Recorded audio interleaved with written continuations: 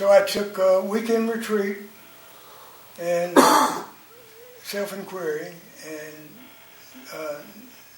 the NNP program. And that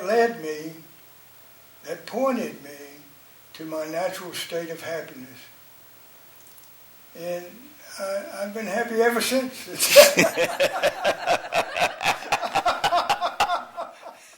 I mean, it's really great. Well, as I pointed out to Linda, 99.99% of the time. The other 5 minutes a week, I work at. It's really been great, and that's really what I wanted to tell you all about is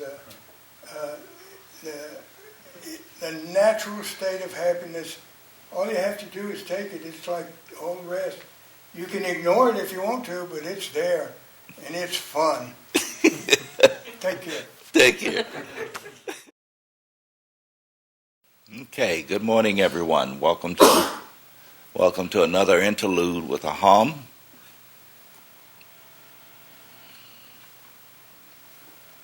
As usual, let's begin with our time of meditation together, bringing the body into a comfortable position.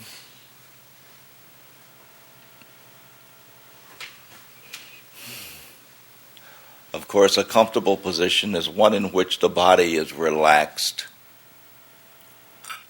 and also one in which we can remain alert and present.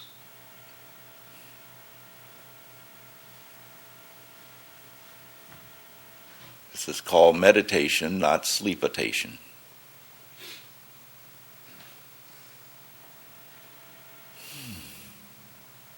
And let's withdraw attention from the external by closing the eyes if you choose to.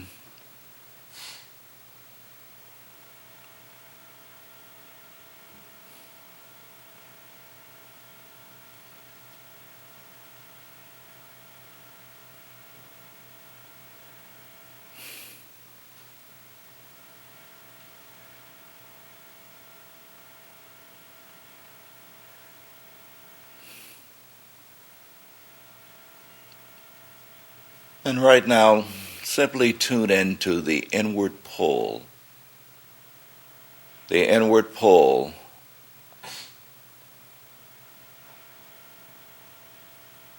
of the heart. The pure I am.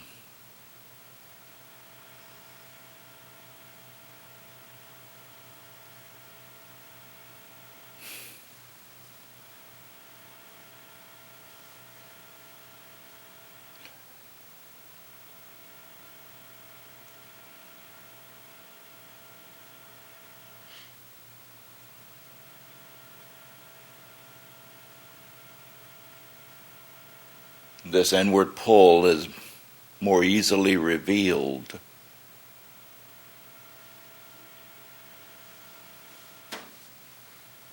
when we're in silence.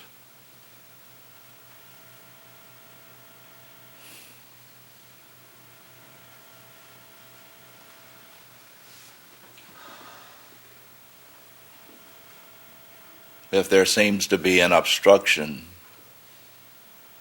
or something preventing us from tuning into this pure I amness, awareness, then right now simply be aware, being aware of all that's occurring within and without. Just simply being aware of all that's occurring in our space. What's happening with us right now? Tune into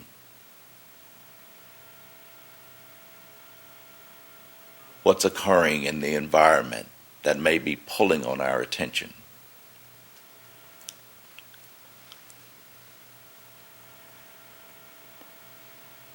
Look and see, where is my attention right now? Not judging, not trying to change or fix anything or analyzing it. Just simply being aware, alert, and present to what's occurring as it's occurring.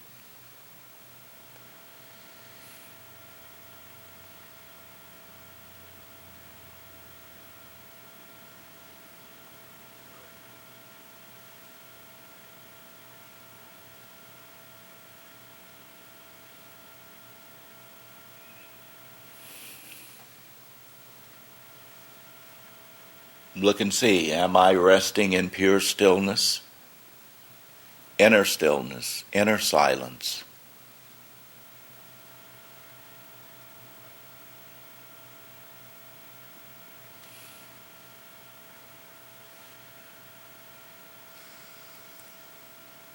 If the answer is yes, then we simply remain here, rest here, let go.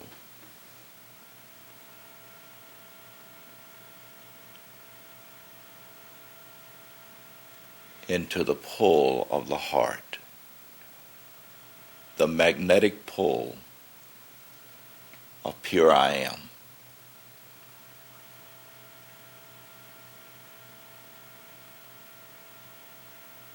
If not, then we intentionally get in touch with the present experience using the question, what am I experiencing right now?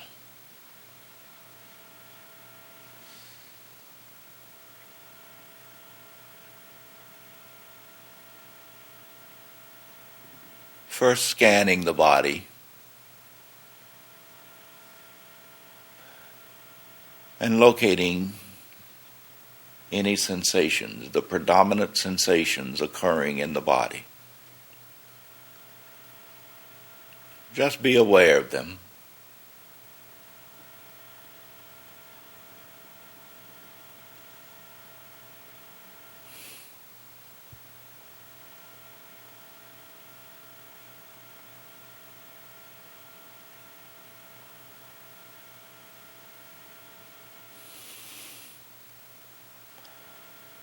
And what emotions are present.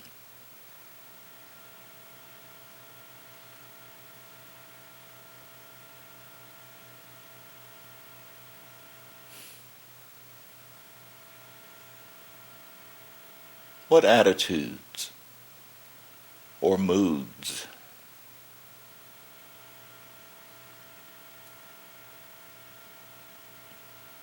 Telling the truth about it, looking and seeing.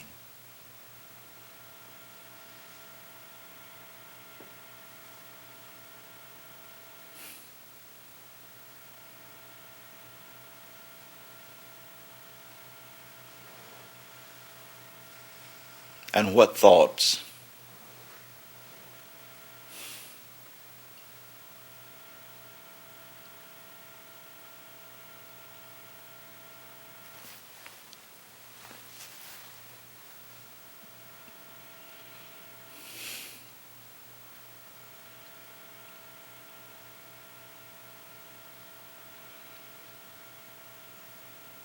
And letting it all be there just as it is, accepting it all. Letting it be, and it will let us be.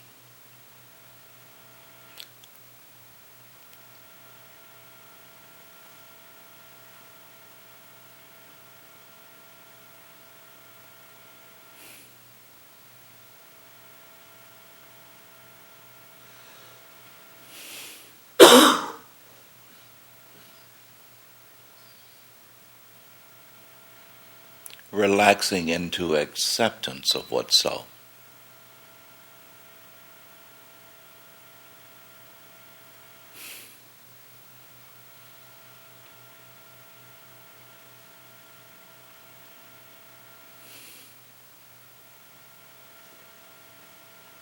Acceptance is freedom.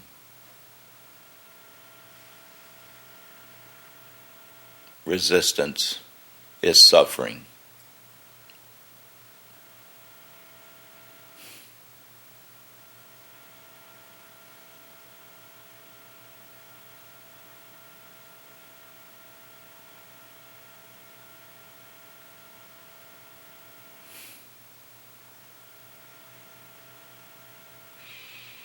Now, who's experiencing this? Who's having this experience?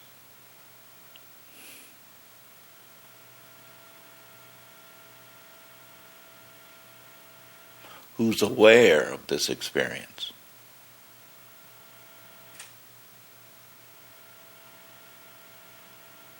Who's aware of whatever you're aware of?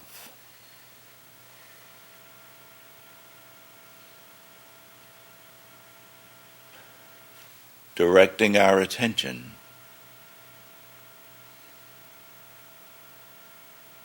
onto the answer as an experience, feeling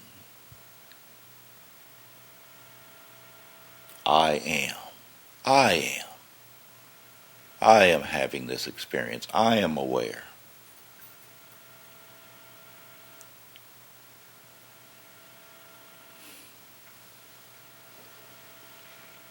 Pausing here and feeling I am, and only I am.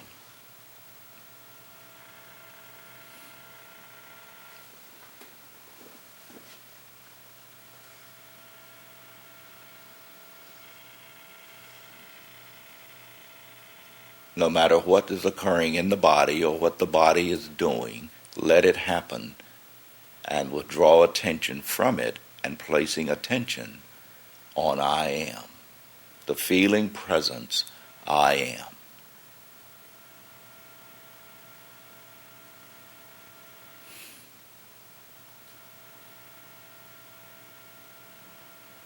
And this feeling presence, I am, will do the rest. It will take us home.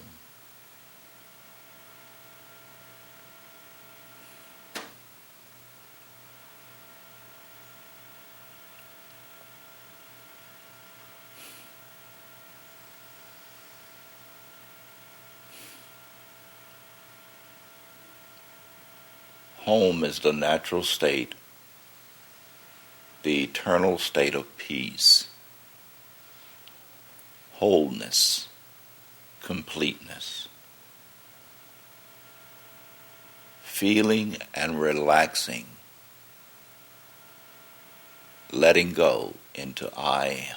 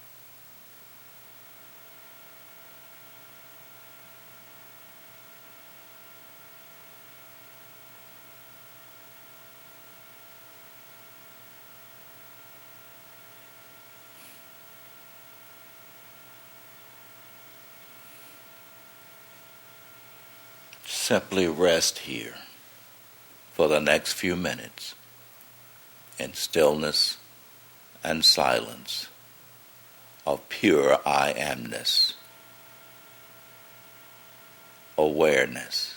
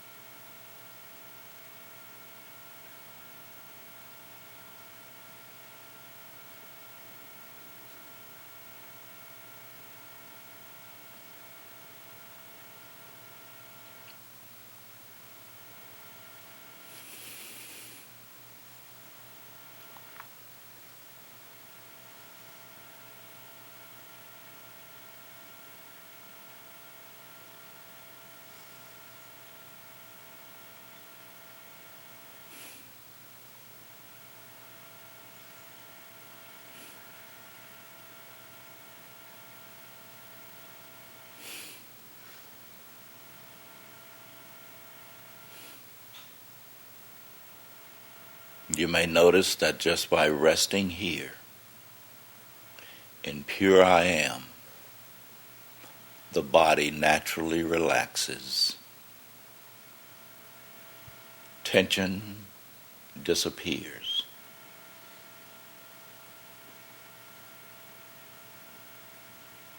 Concern or worry about this or that vanishes. Not by trying to do anything, just by simple being.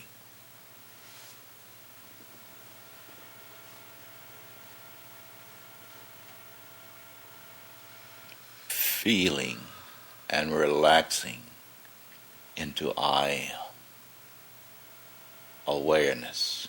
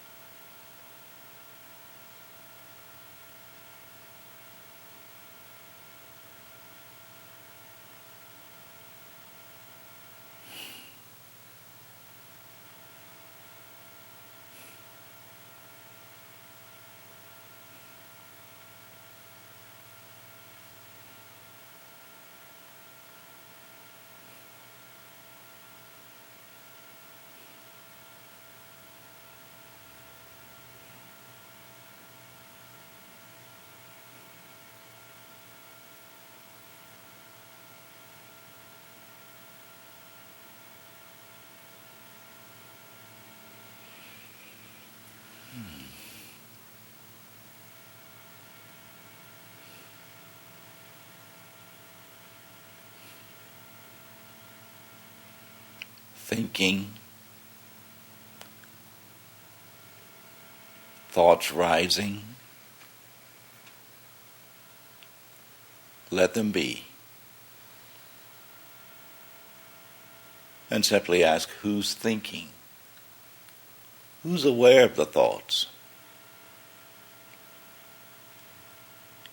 Use this to bring attention back to I am.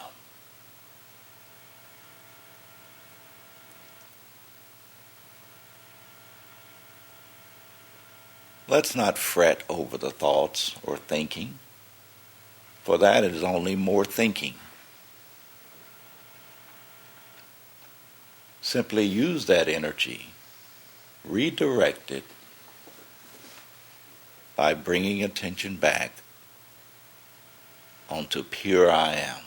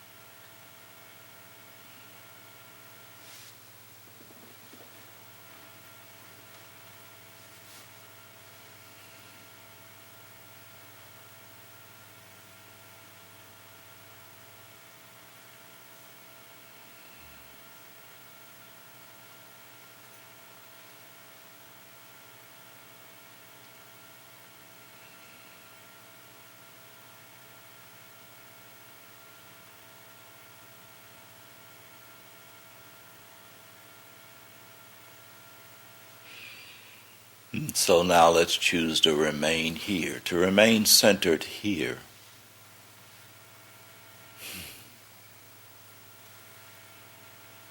Throughout the rest of the time that we're together this morning and today,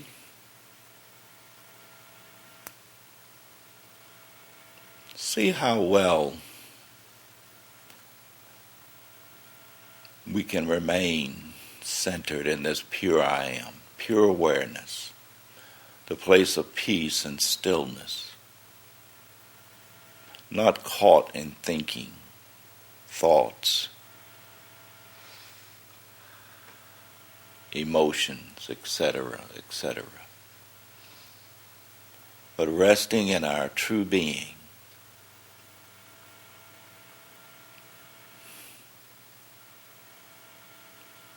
But first we must choose it.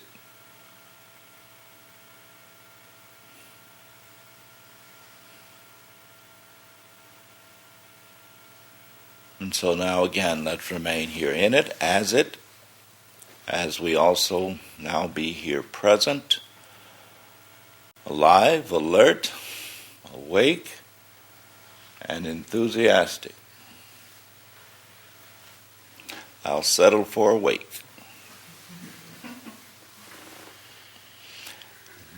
You can be here with eyes open or eyes closed, whichever works for you.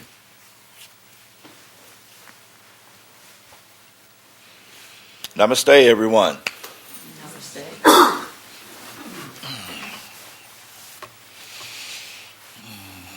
Well, we only had a couple of heads to nod a few times while we were in meditation.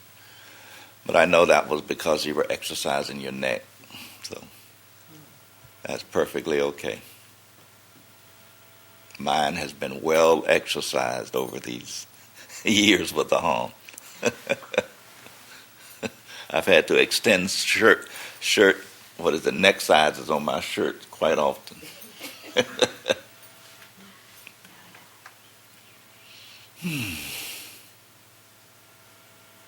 Feels good just resting in the stillness and peace, doesn't it?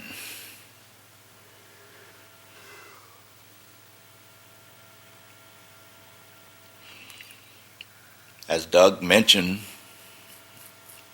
this weekend we've had an Awaken to Awareness retreat occurring, which is completing today. And it's always good to have when we have a program, the energy seems to, here at the center in North Carolina, seems to become activated. It's like an activation occurs of the energy. It gets sort of stirred up in a good way. You can feel it. And what has come up to talk about a little bit about this morning is this thing we call awareness. It's not a thing, but that's the only way that I can really say it. It's a thing without being a thing, if there is such a thing. Dog, I'm a poet and don't know it.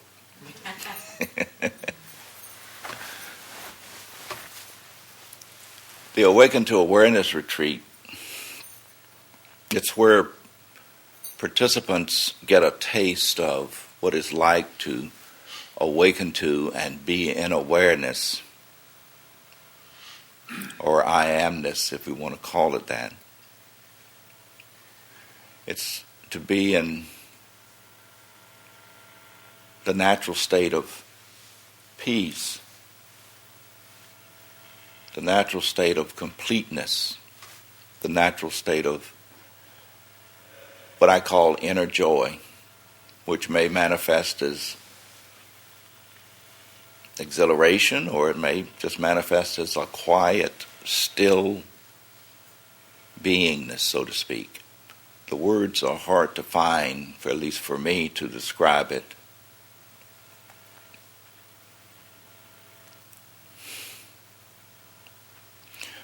in looking at this thing that we call awareness, let's take a look maybe at what is it.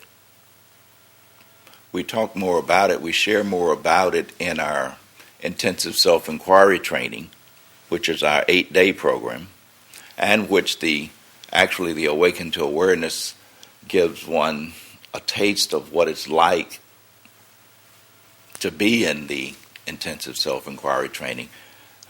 It's a small taste, just a little bit.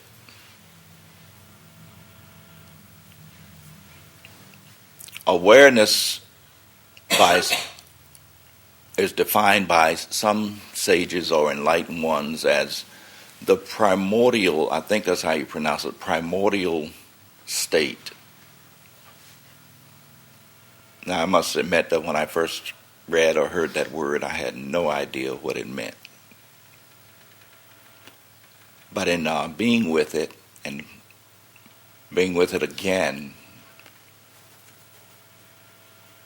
primordial means that which exists first, that which is before anything else is.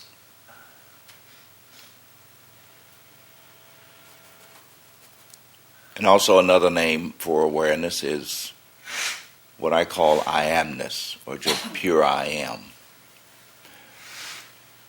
And in our I sit, we get it that I am is before anything else is. It's like endless, boundless, beginningless. It's like the state that includes all states. It includes everything.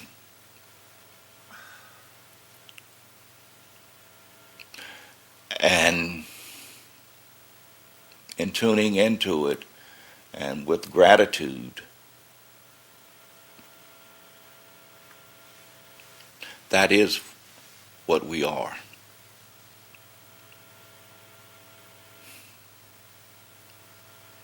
Just boundless, pure awareness. I think another name for it is, or another way to describe it is eternal. And I know growing up in rural North Carolina and going to the churches there, particularly the Baptist church, well, I say not particularly the only church during that time I went to was the Baptist church. I used to hear the minister and the Sunday school teacher talk about eternal, where Jesus talked about eternal life. Well, my notion of eternal life, what that meant was, well, that means that I'm going to, as a body, I'm going to be here all the time. And I just didn't see how that was possible, particularly when I looked out back in the church and we had one of the biggest cemeteries I'd ever seen. So I just could not get it, But it was actually only when I got involved in AHAM that I was able to begin not just understanding, but it's almost like an experiential understanding of what eternal means, and it has nothing, as we know, to do with what? To do with the body. Nothing at all to do with the body. Well, at first that was a little scary because so my experience is that there's nothing other than the body, other than this body or this mind. But it has been through AHAM and through programs like Awaken to Awareness, intensive self-inquiry training, that, and I'm sure I don't just speak for myself, that many of us, all of us, have awakened to that real meaning of eternal, the awareness, the I amness. Another way I think to look at awareness, it's like space, just space. And put it this way, that is actually a quote from another teacher. It's like getting it that we are the space in which our experiences occur, but we're not the experiences. He says you are the space of your experience and not the experience itself. Well, when I tune into that, and when we really tune into that, to me what that's saying and what that is pointing to is the fact that any experience that I'm having is not me, even though it may feel like me. Well, with that, to me, there's a freedom. That is a clue. That is a pointer that's showing me that I can be free, I can be at peace, I can be in okayness no matter what is being experienced.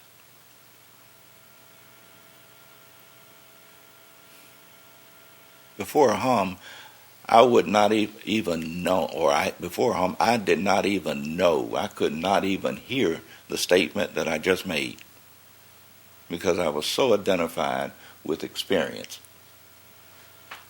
And it, quite frankly, and most of them, the experiences that I had prior to then were what I consider bad experiences. Or not so pleasant ones, I'll put it that way.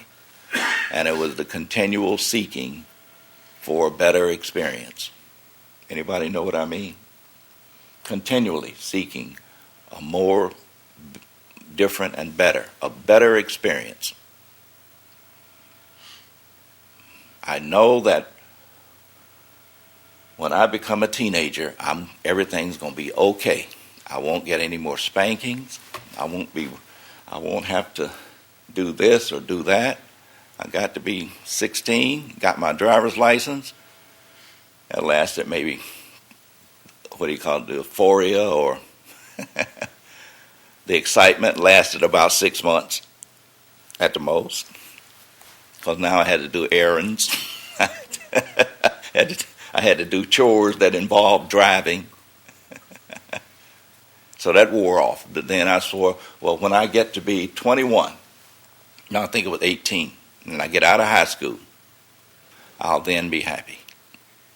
Well, that didn't happen.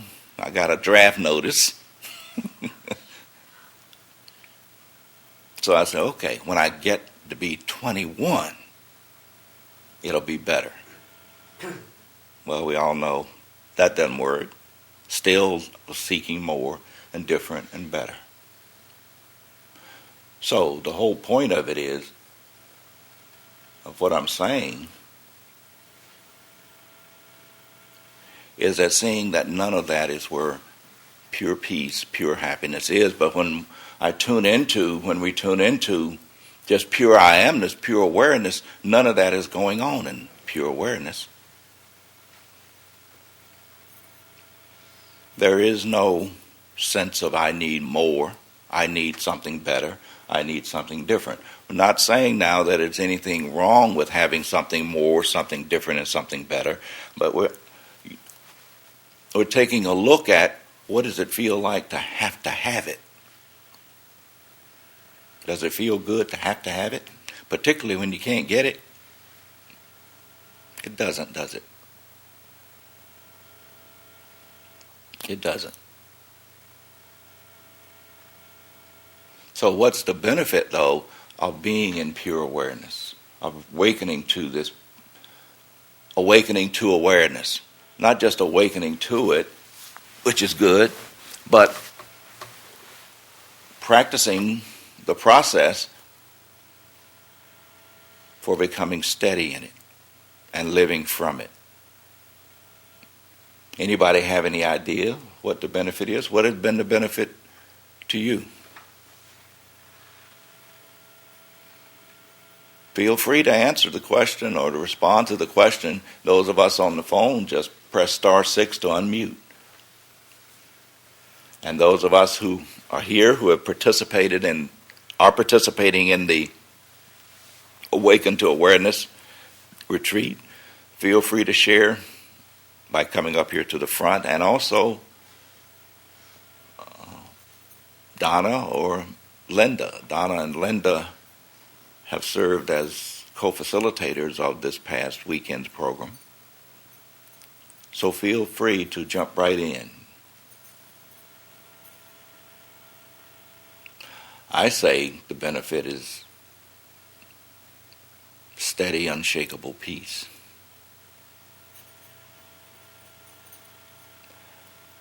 When I was first introduced to this by Ramana, our founder, I was still strongly and even hoping that, hey, okay, I'll go for this. I'll get how to be in this awareness, which is what we call our true self, but maybe it'll help me to better get what I want. Anybody ever had that one? Tell the truth now. I'll be able to better fulfill my desires. But you see, it doesn't work like that, does it? Which is more important? After some suffering, after some heartache, quite frankly, after much suffering, much heartache, I came to realize I had to make a choice. Am I ready to choose being in awareness, which is choosing happiness first, or am I still looking for that out there to give it to me? Am I still hooked in that? Which one? If I could only have one choice, which would it be? Well, I vacillated. Struggled with it for a while. But it finally came down to choosing this, that we're experiencing here right now, is primary, isn't it? Isn't it more important?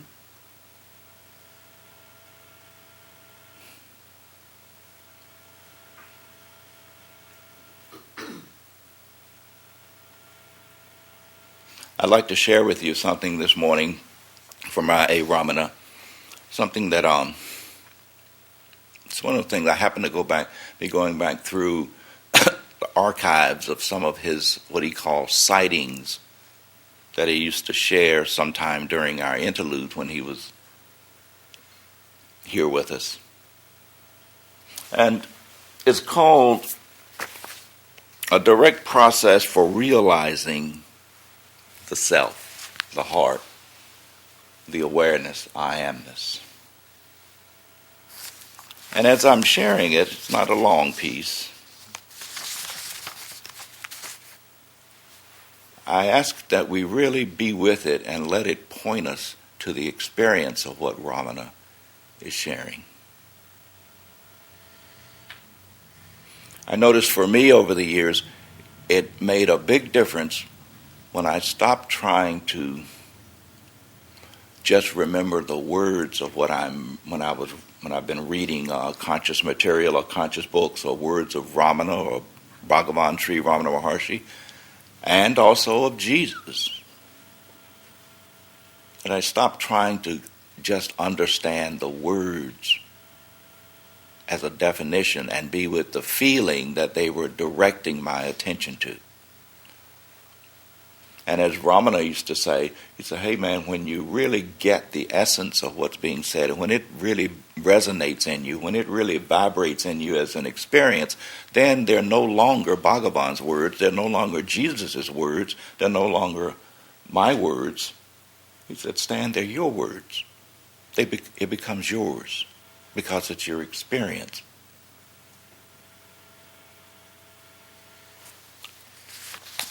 So let's hear what Ramana has to say about this direct process for realizing the self.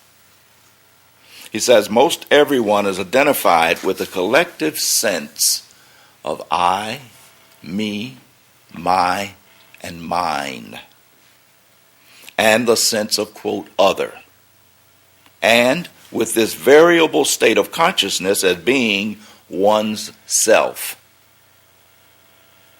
Meaning we're identified with this variable state of consciousness as being who we are.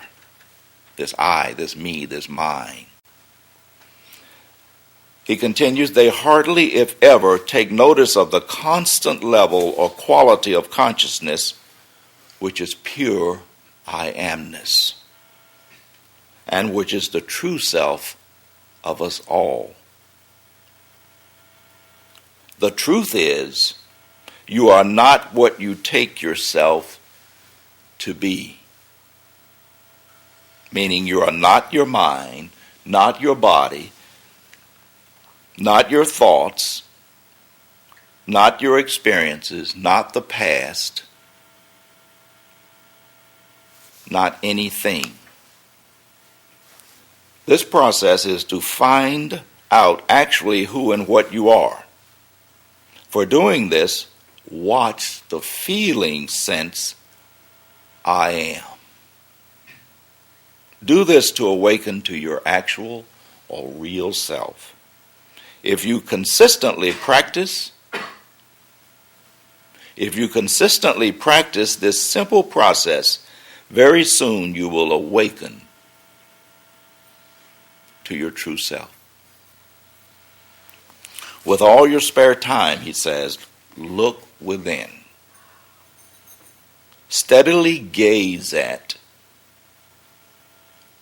or hold attention on the inner feeling or sense I am. Concentrate your full awareness on constantly attending to this inner sense of pure being, pure I am.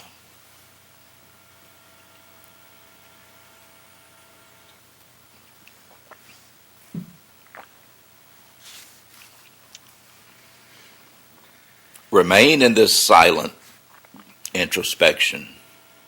Do this and see what difference it will make, and very soon. Search for the source of being within.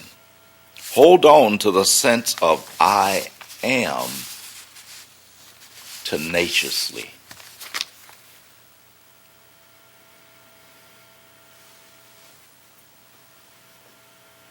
And the best time to do this is when? It's right now, isn't it? If I don't do it now, I won't ever do it. Now is the only time there is. He continues, do not swerve from it, even for a moment. Do this to the very best of your ability. Diligently follow this advice. And in a comparatively short time, you will realize within yourself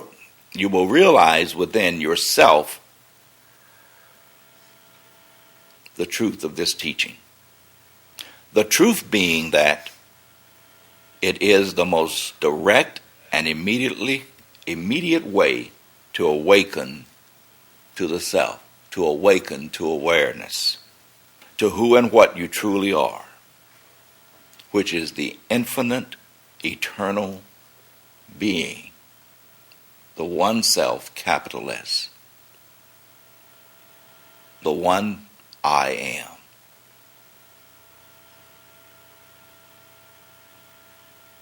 That is actually living us right now.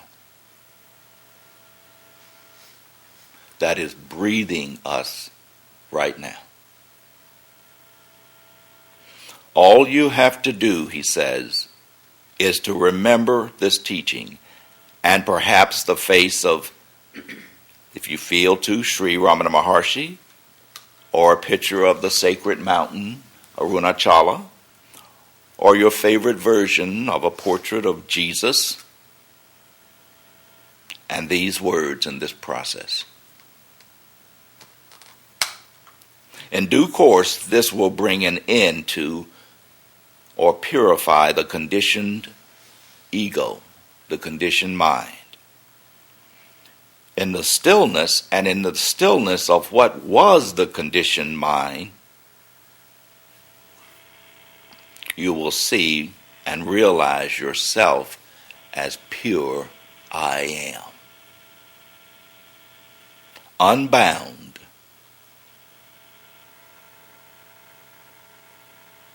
Follow these instructions by simply focusing the present mind on pure being, or I am, and stay in it.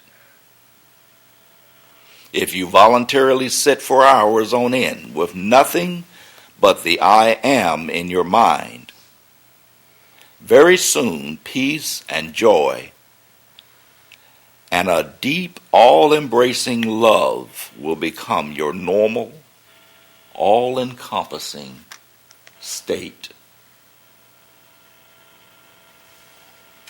In it, all disappears. Yourself, individual self, all sense of, quote, other, the life you now seemingly live, and the world around you. Only stillness and silence and joy and unfathomable peace remains.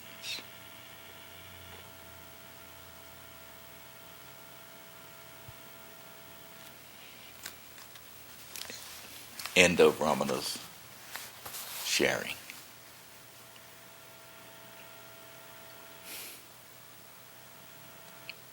We call choosing this, we call this choosing happiness now. Not choosing it later. Not choosing it then, when I get this or that, or when I get rid of this or that.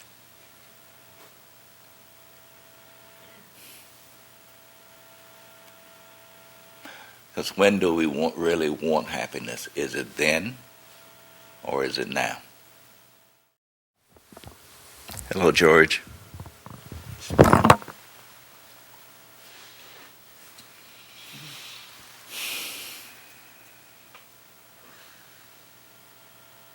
What beautiful manifestations we create to enjoy this experience.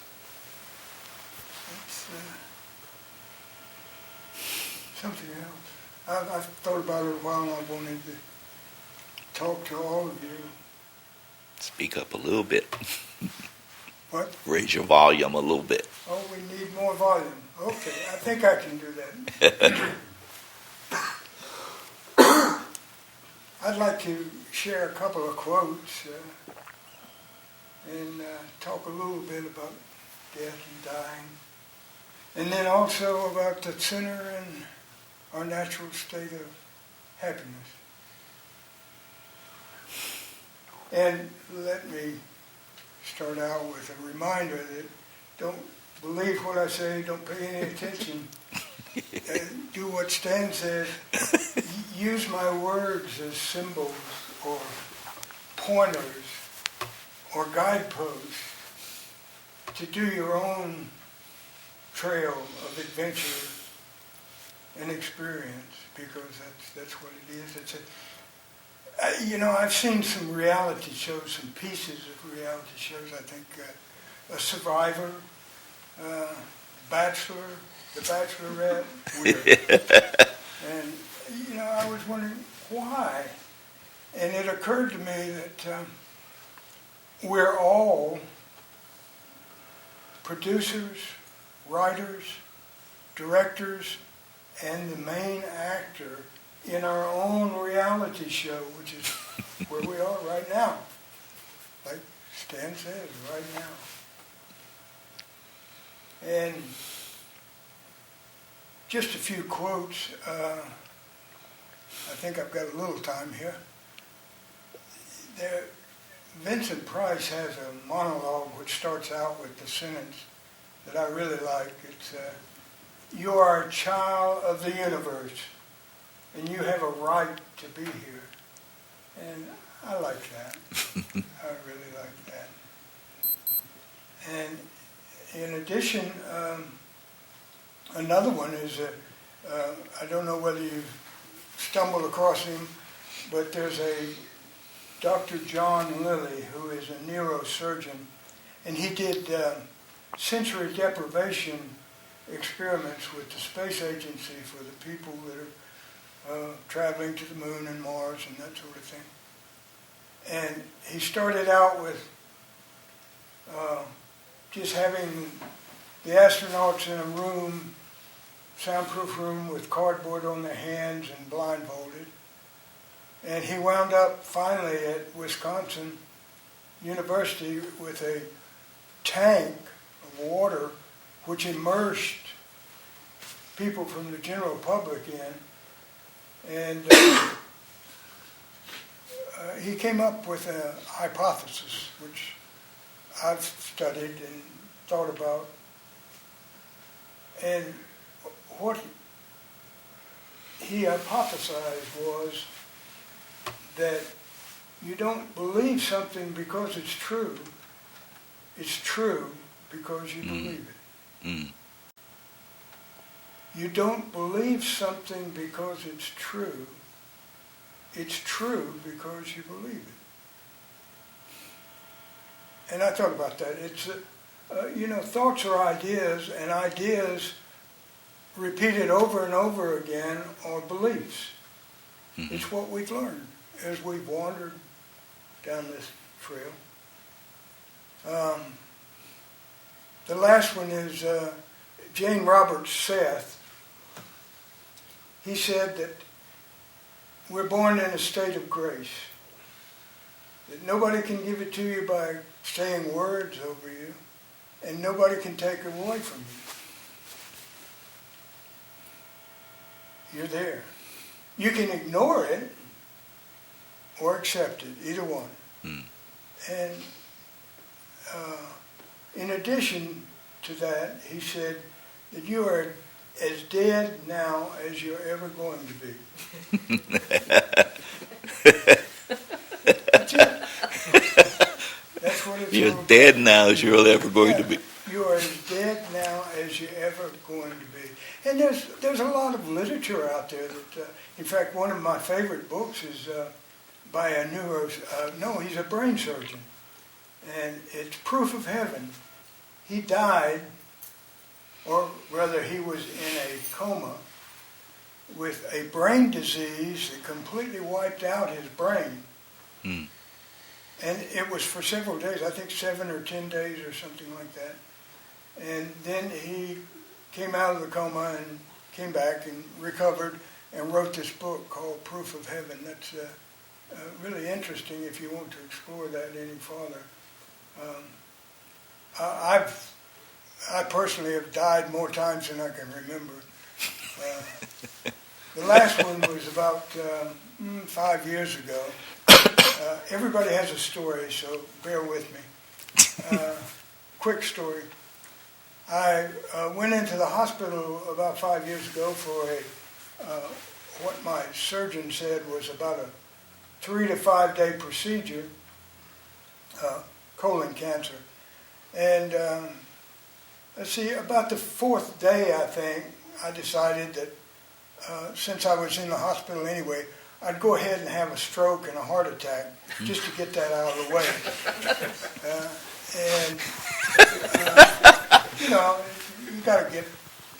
You got to pick the place that you want these things to happen.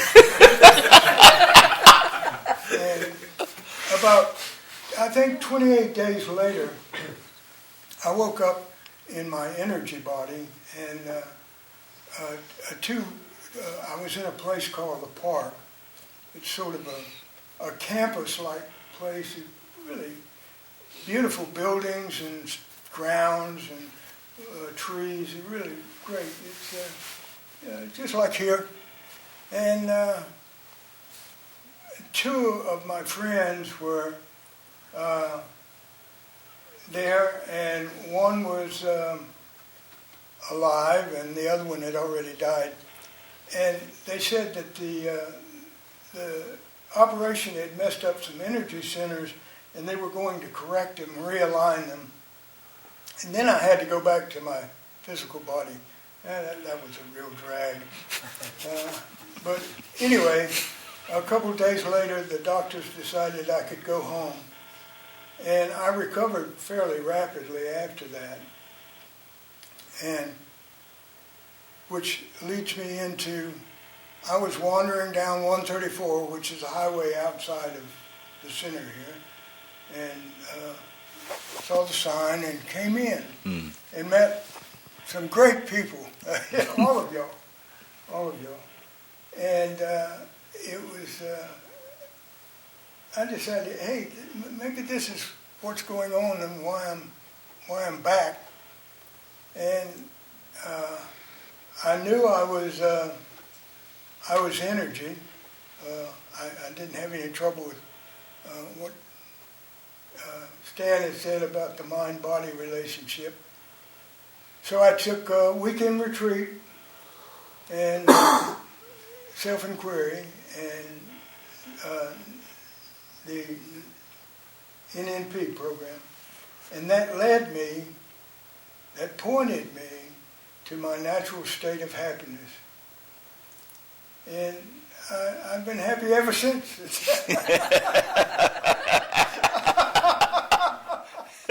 I mean, it's really great. Well, as I pointed out to Linda, 99.99% of the time. The other 5 minutes a week I work at. But it's really been great, and that's really what I wanted to tell you all about is the natural state of happiness. All you have to do is take it. It's like all the rest. You can ignore it if you want to, but it's there, and it's fun. Take care. Take care. I think I will make up a little, stick it and put it on near my computer saying, so I can read it, you're as dead now as you'll ever be.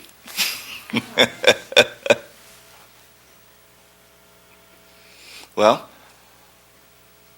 sorry didn't give some others of you on the call and here in the room a chance to share.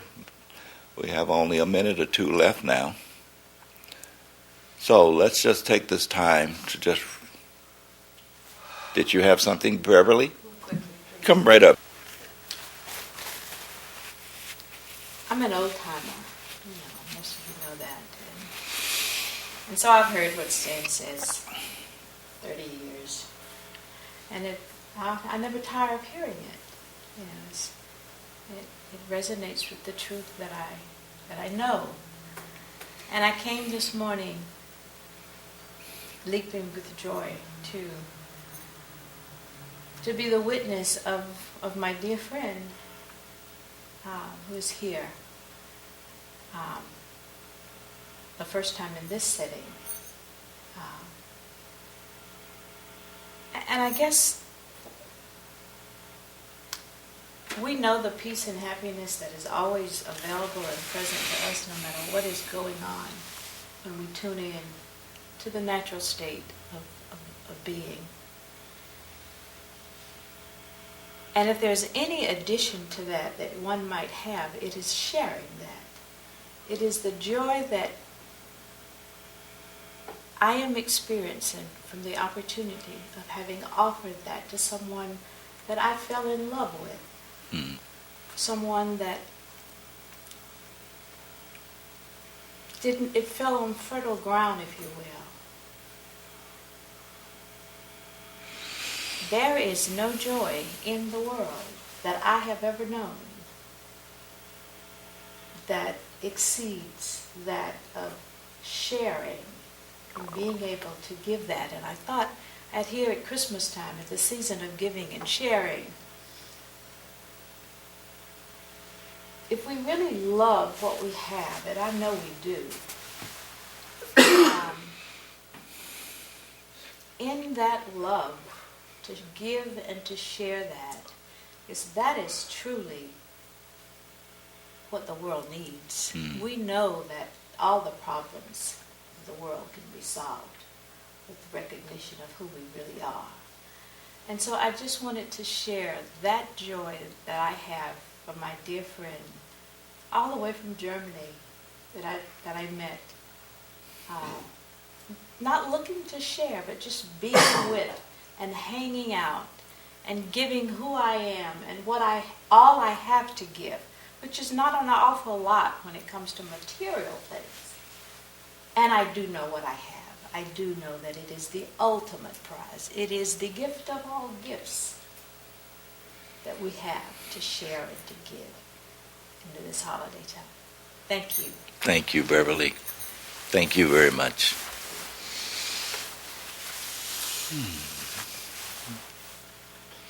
Beverly's friend she was speaking of, is here in the room. She just completed, or is not quite. Let me check back up on that. In a couple of hours, she will have completed the Awaken to Awareness retreat. Thank you for coming, by the way. Thank all of you who've come this weekend for the Awaken to Awareness. Thank you for being here. You make a difference just by being here. Just by being. So let's just take a moment in the silence together. And while we're resting in the silence, I want to share something that we can just meditate on or be with. It's short, but just be with these words.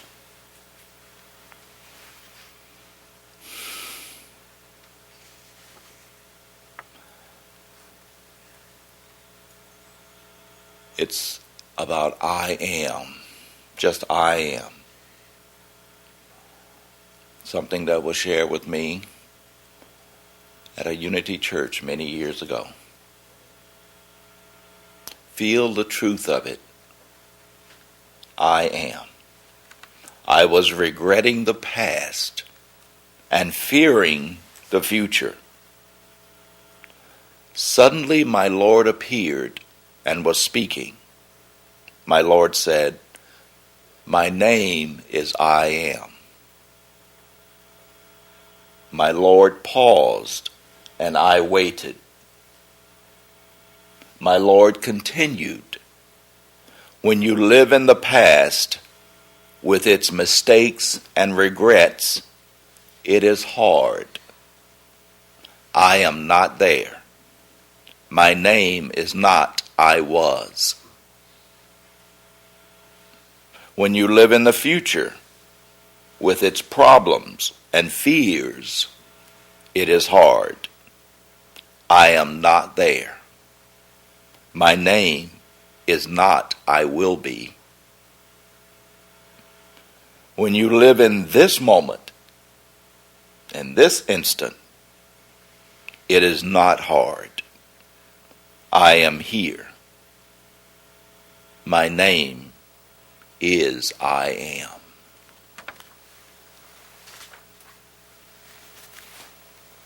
Let's all choose to rest in this pure I amness, be this pure I amness, and be happy.